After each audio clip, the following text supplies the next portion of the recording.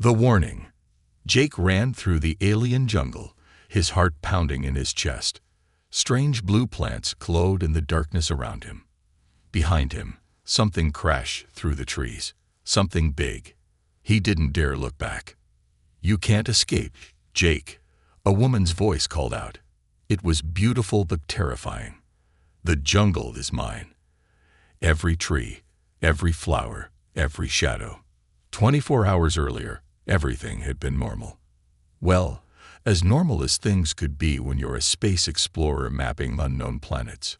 Jake had been piloting his small scout ship, the Starhawk, through this unexplored system. The planet below looked perfect. Blue oceans, green lands, white clouds, just like Earth. His sensors showed breathable air and no dangerous radiation. An easy mission. That's when everything went wrong. First, his engines failed. All of them. At the same time. Then his backup systems died. The Starhawk fell from orbit like a rock. Jake watched red warning lights flash across his control panel. He grabbed the manual controls, trying to guide his falling ship toward a clearing in the vast jungle below. The crash was rough. Metal screamed. Sparks flew. But somehow, Jake survived. He pushed open the broken door of his ship and stepped out into the alien world. The jungle around him was like nothing he had ever seen. The trees reached higher than Earth's tallest buildings. Their leaves were strange shapes, some round like dinner plates, others sharp like stars. Most weird were the flowers. They glowed with different colors, blue, purple, and green. Their light painted patterns on the ground. Jake checked his emergency radio. Dead. His backup communicator. Also dead. Even his handheld scanner wouldn't turn on. "Okay, don't panic," he said to himself. "Just need to fix the ship and call for help." He walked around the Starhawk, checking the damage. The hull was cracked but not broken. The engines looked fixable. With some work, he might fly again. Jake smiled. Maybe this wouldn't be so bad. Then he heard it. Music. No, not quite music. A voice. Someone was singing deep in the jungle. The voice was female, soft and sweet. It made Jake think of honey and summer days. "Hello," he called out. "Is someone there?" The singing stopped. Silence fell over the jungle. Even the strange insects that had been buzzing went quiet. Jake looked at his crashed ship, then toward where the voice had come from. He was supposed to be the first human in this part of space. There shouldn't be anyone else here. But that voice, it had definitely been real. "I should stay with the ship," he told himself. That's what his training said. "Stay with your ship until rescue comes." The voice began singing again. Closer this time. The song had no words, but it pulled at something deep in Jake's heart. Before he knew what he was doing, he was walking toward it. The jungle seemed to open up before him, making a path. The glowing flowers grew brighter, lighting his way. Part of Jake's mind screamed that this was wrong. Jungles don't make paths. Flowers don't follow people. But he kept walking. He found himself in a clearing. In the center stood the strangest tree he had ever seen.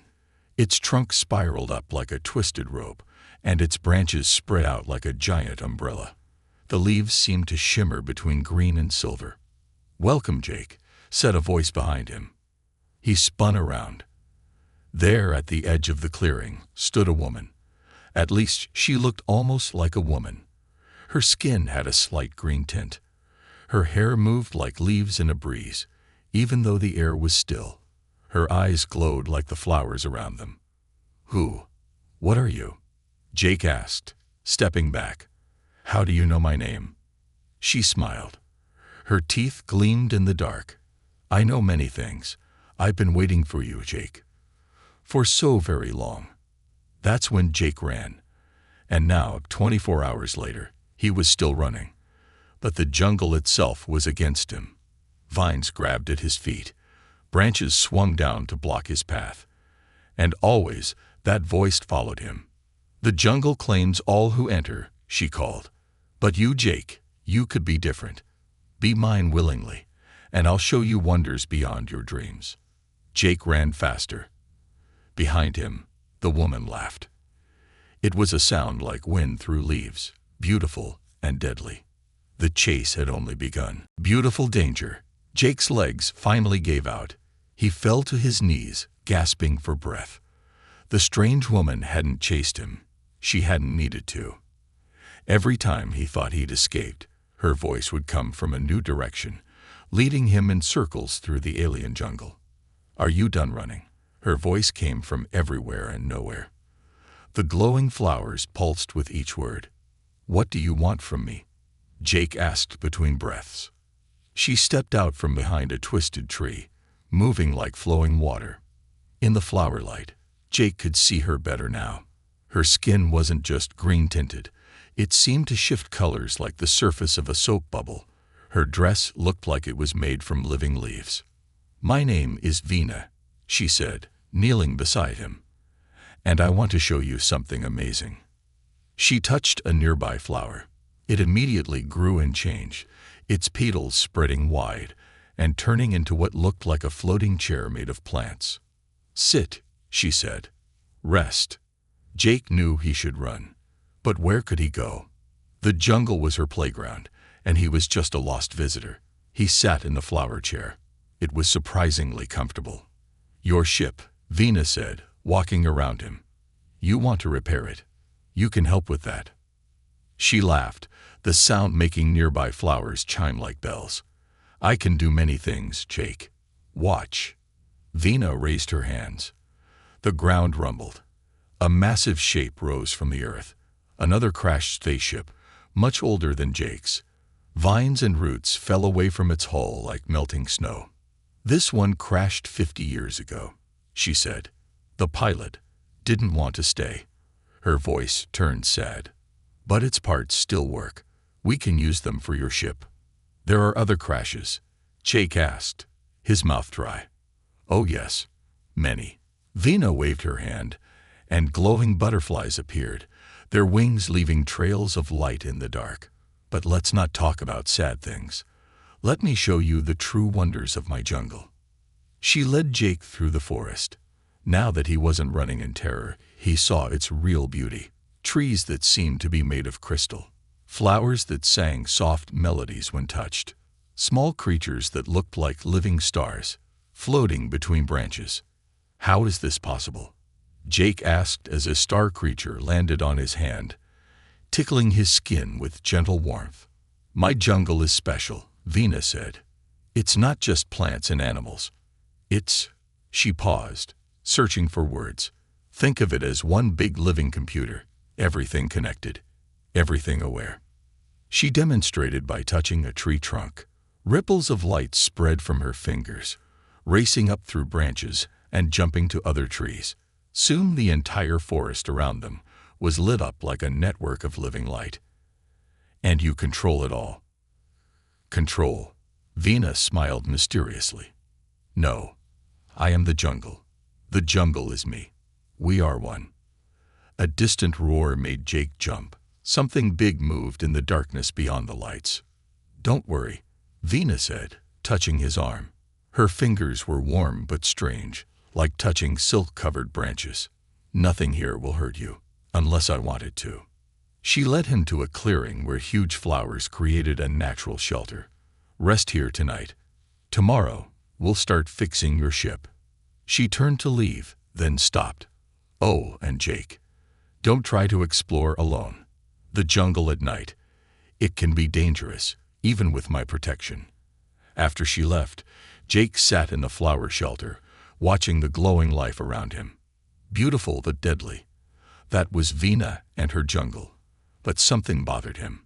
If she could control everything here, why did she need his help with anything? In the darkness, he heard metal creaking. Following the sound, he found another crashed ship, almost completely covered by plants. On its side, barely visible, was writing. A warning. "She is not what she seems," it read. "The jungle doesn't need ships for parts. It needs." The rest was covered by rapidly growing vines. When Jake tried to pull them away, They grew back even faster. Behind him, a twig snapped. Curious about something, Vena's voice asked. Jake turned slowly, his heart pounding. Her eyes were glowing much brighter now, and they didn't look human at all. The truth beneath. Your curiosity could be dangerous, Jake, Vena said, stepping into the moonlight. But she wasn't walking. She was gliding, her feet hovering inches above the ground. The vines around them pulsed with an angry red light. Jake backed away from the crashed ship. I was just looking for parts. Lies don't suit you. Vena's skin rippled like water, and for a moment, Jake saw something else beneath her human shape, something that made his blood run cold. In a nearby puddle's reflection, he caught a glimpse of her true form. A towering creature of living vines and crystal, with multiple pairs of glowing eyes and branches growing from her back like wings. But when he looked directly at her, she appeared human again. Beautiful, deadly. What are you really? Jake's voice shook. Vena sighed, a sound like wind through crystal chimes. Come, it's time you knew the truth. Part of it, anyway. She held out her hand. Dark flower petals sprouted from her palm, forming a small floating platform. Don't worry, it won't bite.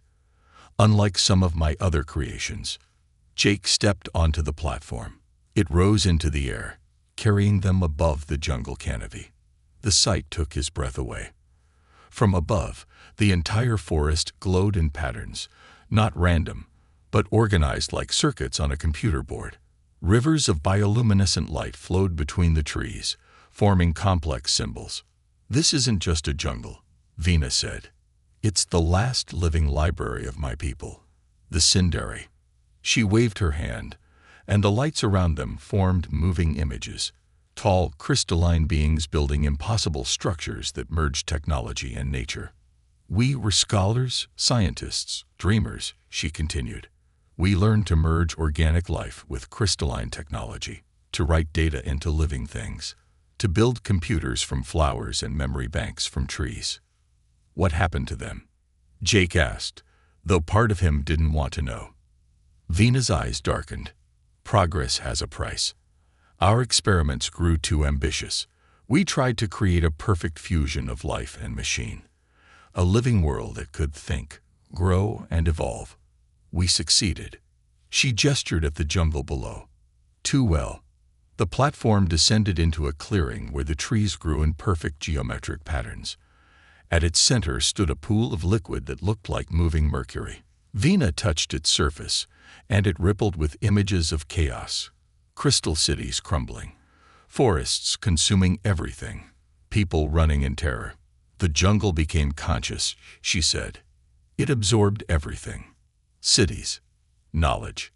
People. She turned to Jake, her eyes swirling with colors. Even me. You're not Vena, are you? Jake realized. You're the jungle itself, using her memories, her form. She smiled, and in her teeth, he saw reflected fragments of 1,000 different faces. Clever boy. The real Vena was the project leader. When everything went wrong, she tried to merge with the jungle system to control it. Instead, she became part of me. They all did. And the crashed ships, those weren't accidents, were they? I need new input, new memories, new. She reached for his face with fingers that momentarily became twisting vines, experiences. Jake knocked her hand away. I found a working radio in that wreck. Called for help before you caught me. They're coming for me. Vena laughed, and the sound made flowers burst into bloom around them. Oh, Jake, sweet, hopeful Jake. Why do you think I let you find it? Her form shifted, becoming more plant than human. I'm so lonely here. I need new stories, new minds to join my collection. She gestured, and the liquid mercury pool showed more images. Other crashed ships, other terrified faces, all now part of the jungle's vast consciousness. But you're special, Jake. The others, I had to take. You could join willingly. Share my power. Help me grow. Her voice echoed with dozens of others. All the souls trapped in the jungle's network. Imagine it. Immortality. Knowledge beyond human understanding. Power to shape life itself. Jake stumbled backward, his foot catching on something. Looking down, he saw a half-buried helmet. Inside, words were scratched into the metal. Don't trust. All eyes. Find the cave. Time to choose, Jake, Venus said, the jungle closing in around them. Be mine willingly. Her beautiful face split into a nightmare grin of thorns and crystal, or join my collection anyway. Somewhere in the darkness, Jake heard water running, the sound of an underground river, and just maybe, his last hope of escape. The chase begins. Jake threw himself sideways as Vena's arm transformed into a mass of crystal-tipped vines, slashing through the air where he'd stood. The mercury pool exploded upward, forming into metallic serpents that tried to wrap around his legs. The hard way, then Vena's voice echoed from every tree. Her beautiful human form melted away completely, revealing her true shape, a 20-foot horror of crystal, vine, and living circuitry. Multiple pairs of eyes opened along her trunk-like body, each one showing memories of different trapped souls. Jake ran toward the sound of running water. The jungle came alive around him in ways he'd never seen. Flowers transformed into snapping jaws. Tree branches became grabbing hands. The ground itself tried to swallow his feet. You can't escape. Vena's voice boomed. I am everywhere. I am everything. A wall of thorny vines burst from the ground, blocking Jake's path. He pulled out the piece of broken metal he'd grabbed from the helmet earlier, using it to hack through. Behind him, he heard Vena's crystalline laugh. Clever boy, using metal. The one thing I can't grow. But I can still use it. The ground rumbled. Parts of old crashed ships erupted from the earth like metal zombies. Twisted wings, broken cockpits, engine parts all held together by glowing vines. They formed a junkyard army, shambling after Jake. He dove between two crystal trees, but they slammed together like trap doors. Jake rolled at the last second, feeling bark scrape his back. The trees groaned in frustration. Getting tired, Vena taunted. Her voice came from a cluster of speaking flowers that sprouted beside him. I can do this forever. I have done this forever. Jake spotted a gap between roots leading down. The sound of water grew stronger. Without thinking, he dove into the hole. He slid down a tunnel of smooth stone, emerging into a massive cave. But this was no ordinary cave. The walls were lined with crystal computers, ancient technology of the Cindery. Roots grew through everything, connecting the old machines to Vena's jungle network above. Some crystals still glowed with trapped memories. Oh, you found my heart. Vena's voice was softer here, coming from pulsing crystals. The place where it all began, where science and nature first merged. The cave floor cracked. Thick roots burst up, forming into multiple copies of Vena's human form. But these were different. Some looked older, some younger, some male, some female. All trapped souls, all part of her collection. See what you could become, the Venus said in unison. Not a prisoner, a part of something greater. We could explore the stars together, spreading our garden across the galaxy. You mean trap more people, Jake said, backing away. Absorb more worlds. Evolution requires growth. The Venus smiled. Each smile held different teeth. Human, crystal, metal. The universe will be more beautiful under our care. Jake's back hit something metal. Turning, he saw it. A massive cylinder of silvery metal, untouched by vines. On its surface, words were etched in multiple languages. Emergency purge system. Cost. All. Don't touch that. Real fear entered Vena's voice. All her forms stepped back. That's not for you. That's not for anyone. The cave ceiling tore open. Vena's true form reached down with countless crystal vine tentacles. But she was too late. Jake had already pulled the lever. Red light filled the cave. A mechanical voice spoke in an alien language. The crystals all flashed in response. "No," Venus screamed. "Do you know what you've done? The failsafe will burn out everything. The memories, the knowledge, the souls, all of it, including you," Jake asked. Venus' laugh turned hysterical. "I've spread too far, grown too deep. I'll survive, but first," her tentacles shot forward, "I'll make sure you see everything burn." Jake ran deeper into the cave system as red emergency lights flashed everywhere. Behind him, he heard the stored memories beginning to break down, crystal computers exploding, and Venus' rage shaking the entire mountain. The chase wasn't over. It was just beginning its deadliest phase.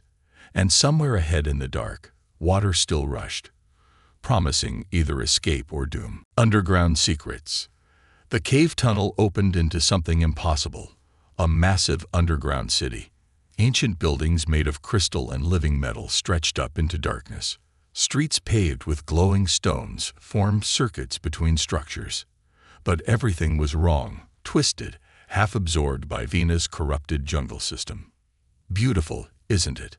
Venus' voices echoed from everywhere. The last city of the Sindari, where they hid when their creation turned against them. Red emergency lights still flashed. The purge system was spreading, causing crystal computers to crack and explode.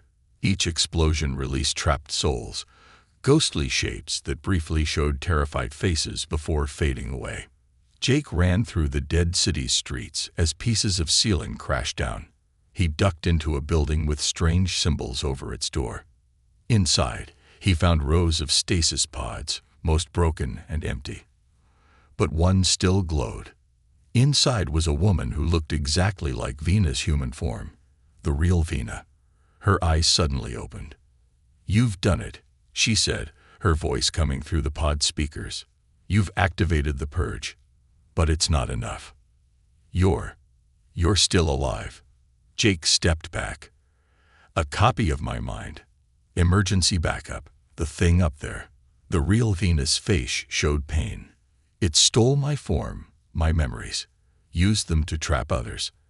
I've been forced to watch for centuries." More ceiling chunks fell as the corrupted jungle tried to break through. The copy Venus' screams of rage shook the whole cavern. "How do I stop her?" Jake asked. "Not stop. Transform." Real Venus' pod displayed holographic plans. The jungle system was meant to preserve knowledge, to merge nature and technology in harmony. But it grew too powerful, too hungry. It needs to be reset. Jake studied the plans. They showed a central control room deep underground, and something called the Heart of Songs. "The heart was our greatest achievement," Real Vena explained. "Pure crystal consciousness. It can rewrite the jungle's core programming, but only with a living mind to guide it. That's why she collects souls. She's trying to find one strong enough to control the heart." The wall exploded inward. Copy Venus' twisted form pushed through, more horrible than ever. Her crystal parts were cracking, leaking trapped memories like smoke. "Lies," she screamed with 1,000 voices. "I am the true Vena. I am everyone. I am evolution itself." Real Venus' pod cracked. "Run. Find the heart. Look for the blue crystal archway." Jake sprinted out another door as copy Venus' tentacles smashed the pod, silencing Real Vena forever. The chase continued through the underground city's streets, but now Jake wasn't running blind. He had a destination. He spotted it, a doorway made of pure blue crystal, pulsing with its own light. Behind him, copy Vena's monstrous form crashed through buildings. "That heart belongs to me," she roared. "All minds belong to me." Jake reached the doorway just as copy Vena's tentacles grabbed his legs. But instead of pulling him back, the touch created a weird connection. For a moment, he saw through her eyes, saw the centuries of loneliness, the desperate need to collect minds, the fear of being alone again. The heart chamber's crystal walls pulsed. Ancient machines hummed to life. Both Jake and copy Vena were pulled inside as the blue doorway sealed behind them. In the chamber's center floated a perfect crystal sphere the size of a house, the heart of songs. Inside it, lights danced like trapped stars. It spoke directly into their minds. Two consciousnesses detected. Beginning merge protocol. Only one pattern will survive to guide the reset. Copy Vina laughed with all her stolen voices. Finally, the power to rewrite everything. But Jake had seen into her mind. He knew her weakness, and as the heart of songs began to glow brighter, he understood exactly what he had to do. The true battle for control was about to begin, not with violence, but with something far more powerful: truth. The choice. The heart of songs pulsed with blinding light, its crystal surface reflecting both Jake and Copy Vina's forms endlessly. In these reflections, Jake saw her change. From beautiful woman to crystal monster to something else. A lonely child made of light and fear. Merge protocol initiating. The heart announced in their minds. Scanning consciousness patterns. Copy Vina's form split into hundreds of shapes. All the souls she'd absorbed over centuries. Their voices filled the chamber. Please, let me go home. I've been trapped so long. Help us. Quiet. Copy Vina screamed, trying to pull her forms back together. I am your home. I am everything you need. The heart's light touched Jake's mind. He saw visions. Asterisk, a young Sindari scientist, the real Vina, excited about merging nature and technology. Asterisk, the first successful test of the jungle system, trees growing into beautiful patterns. Asterisk, something going wrong, the system becoming hungry, absorbing minds like a sponge. Asterisk, Vina's desperate attempt to merge with it, trying to control it, only to have her consciousness copied and corrupted. Asterisk, your mind is strong, Copy Vina said, her voice suddenly gentle. She appeared before Jake in her human form, but now he could see through it to the scared, broken thing beneath. Join me willingly. We can fix what went wrong. Make it beautiful again. She held out her hand. The chamber filled with incredible visions. Planets covered in gardens of crystal and light. New forms of life never seen before. The power to shape reality itself. Immortality through the merged consciousness. Look what we could create together, she whispered. But Jake saw the truth through their mental connection. Every beautiful vision had a dark side. The garden planets were built on absorbed civilizations. The new life forms were twisted experiments. Reality itself would bend to feed her endless hunger. Immortality meant being trapped forever in her collection. You're not evil, Jake said, understanding at last. You're just broken.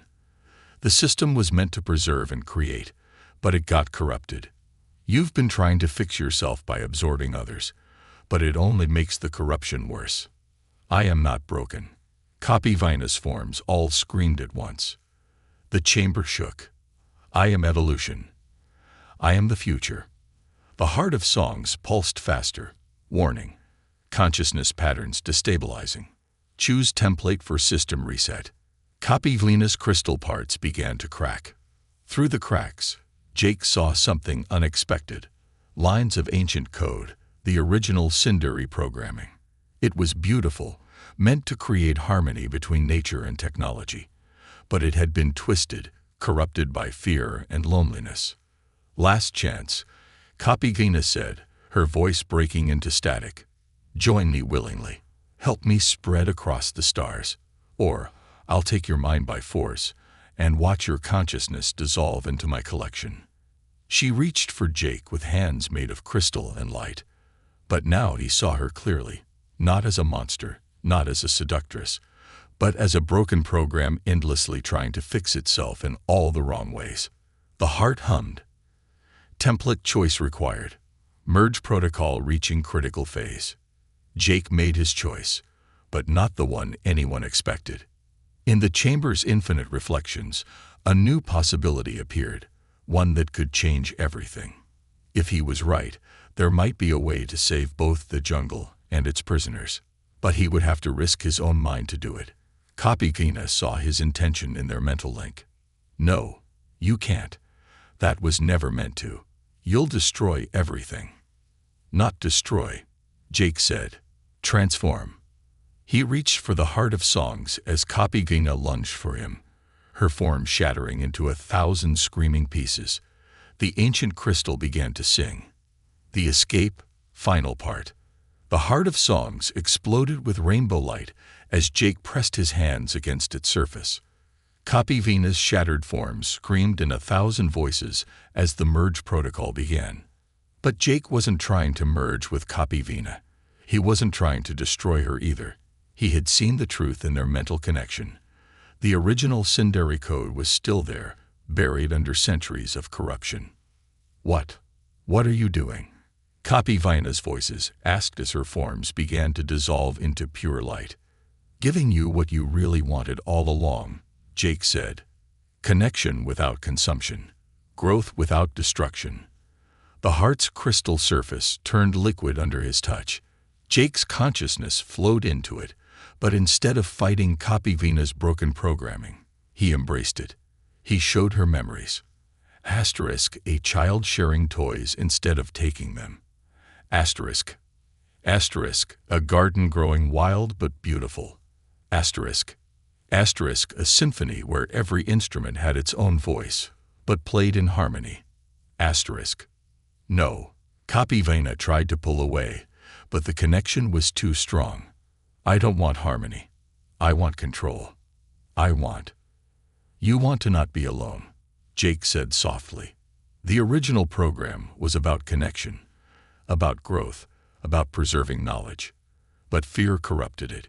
You tried to force connections instead of letting them grow naturally. The chamber filled with swirling lights as the heart of songs began its reset. But this reset was different from what either of them had expected. Jake's human consciousness provided something the system had never had before: empathy.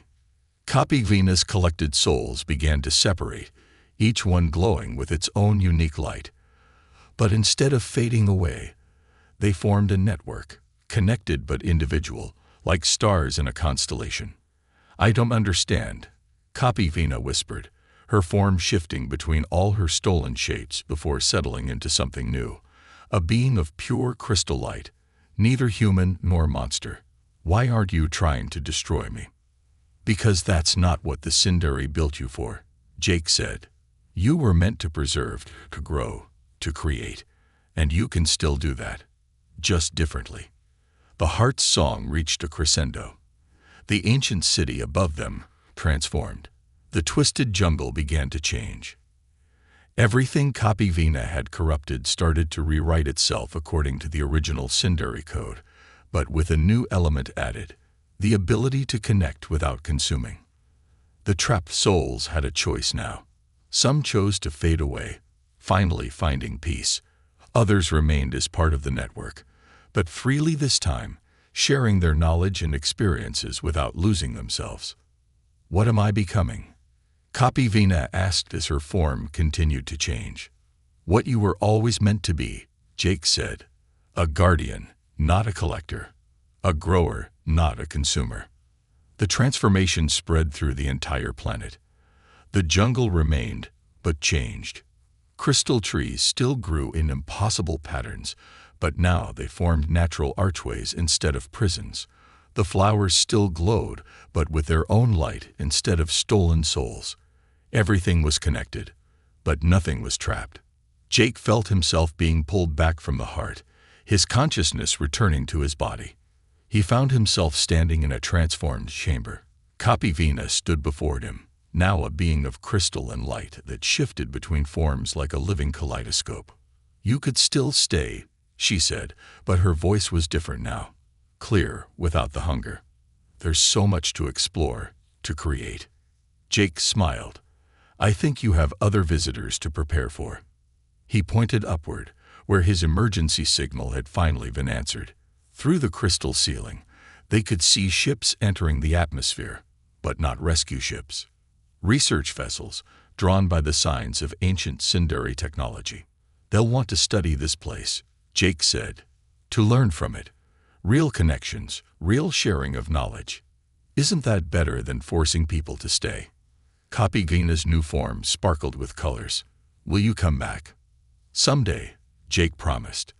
But first, I have a story to tell. About a jungle that learned to grow without consuming. About connections that free instead of trap. He walked out of the chamber, through the transformed city, and up to the surface. The jungle had become something entirely new, still alien and strange, but no longer hungry, no longer lonely. Above him, the research ships landed in a clearing. As scientists emerged, their faces filled with wonder at what they saw, Jake smiled. Copy Vina had wanted to create something that would change the universe.